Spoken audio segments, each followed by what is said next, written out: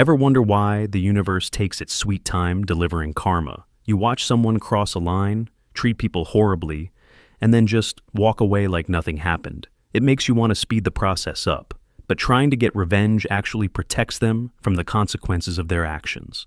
Human psychology shows there is a specific behavioral shift you can make that forces reality to catch up with them much faster.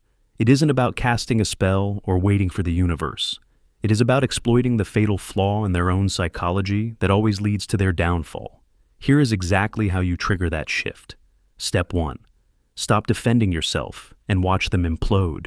This one is going to make a lot of you uncomfortable, and that's exactly why it works. When someone lies about you, spreads rumors, poisons the well with mutual friends, or paints you as the villain of a story you were barely even in, every single instinct in your body screams at you to defend yourself, explain, send a text, or call the person they lied to and set the record straight. And that impulse is completely human. Nobody wants to sit still while someone burns their reputation to the ground for sport. But here is the psychological truth that nobody tells you. The moment you start defending yourself, you become the story. Think about it. If someone tells your mutual friend that you're manipulative, dramatic, or untrustworthy, and then you rush over to that friend with a 10-paragraph explanation of why that's not true, that just looks exactly like what they said you were. It looks like drama finds you, and ironically, your very attempt to clear your name becomes the evidence they use against you. Meanwhile, the person who lied gets to sit back, watch you scramble, and feel completely untouchable. Psychology calls this the over-justification effect. When people feel the need to over-explain, they unintentionally signal insecurity, and insecurity is interpreted as guilt by observers who don't know the full story. You don't mean to look guilty, you're just panicking. But the crowd doesn't know the difference. Now, here is where karma gets scientific. The people who lie, who manipulate, who slander others to make themselves look good, they always have a pattern. This is not a one-time event. They have done this before, and they will absolutely do it again, often to the very same people they recruited to believe their version of your story. So, if your friend believed a lie about you today, stay calm. Do not chase them or send a text explaining yourself, because one of two things is about to happen.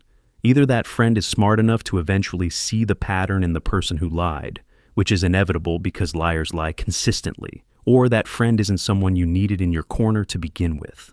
Both outcomes free you. The liar's fatal psychological flaw is that they cannot stop. Compulsive dishonesty is a behavioral addiction. They lie not just out of malice, but out of a deep need to control narratives and manage perceptions.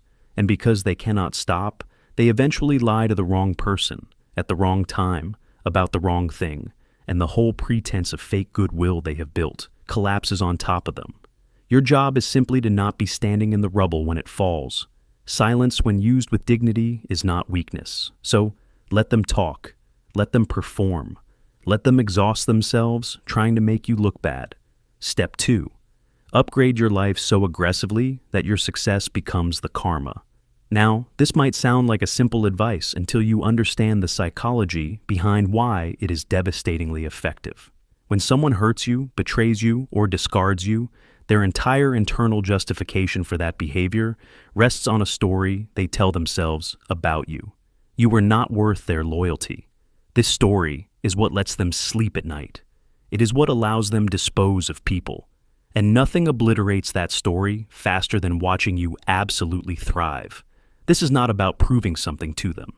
This is about what happens to their psychology when the story they needed to be true about you turns out to be false.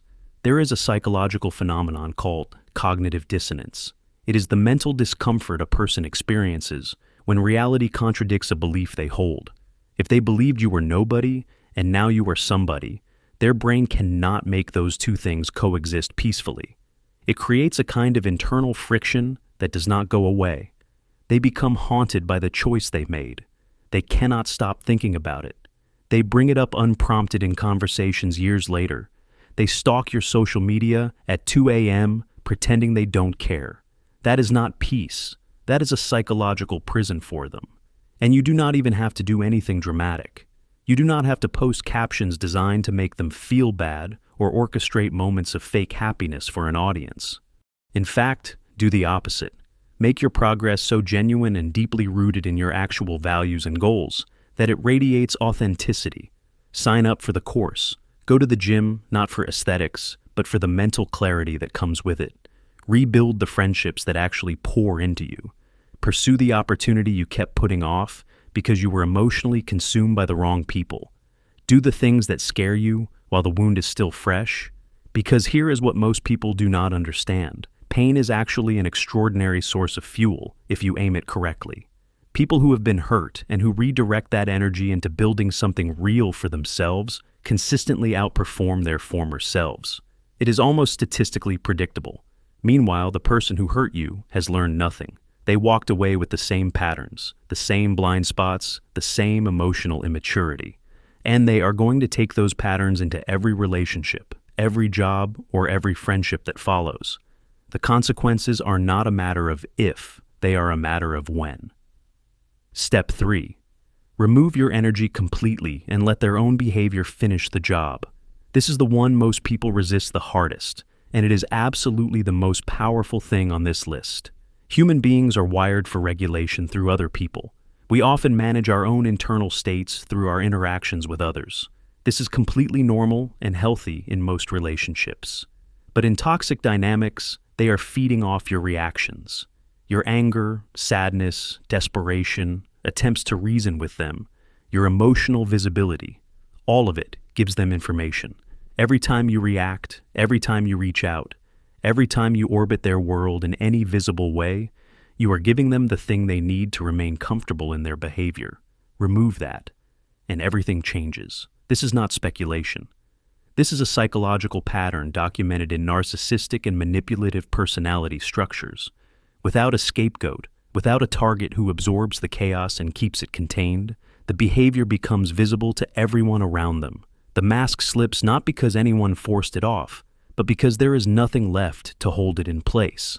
And when the person who was told lies about you finally sees the liar's true colors for themselves, they will not need you to explain anything. They will remember that you said nothing. And in hindsight, your silence will be the most eloquent thing you ever communicated. Lastly, karma is not a separate force hovering above your life, waiting for a convenient moment to strike. Karma is largely the natural, predictable consequence of who people fundamentally are when they are no longer being managed, appeased, or protected from themselves. Redirect your energy into your own life, healing, and growth. You do not need to engineer their downfall. You just need to get out of the way. And that right there is not just karma only. That is you finally choosing yourself. Do that, and everything else follows. The comment of the day goes to Apollo, and it reads, "If only I could have seen this video 39 years ago." It's never too late to evolve.